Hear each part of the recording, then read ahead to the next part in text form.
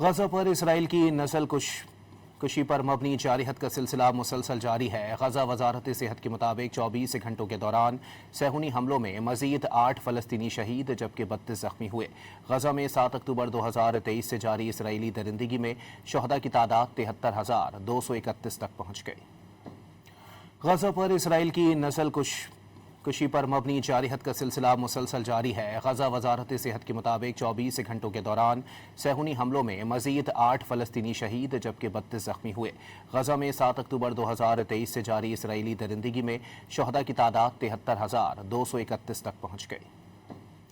غزہ پر اسرائیل کی نسل کشی پر مبنی جارحیت کا سلسلہ مسلسل جاری ہے۔ غزہ وزارت صحت کے مطابق 24 گھنٹوں کے دوران صہیونی حملوں میں مزید 8 فلسطینی شہید جبکہ 32 زخمی ہوئے۔ غزہ میں 7 اکتوبر 2023 سے جاری اسرائیلی درندگی میں شہداء کی تعداد 73,231 تک پہنچ گئی۔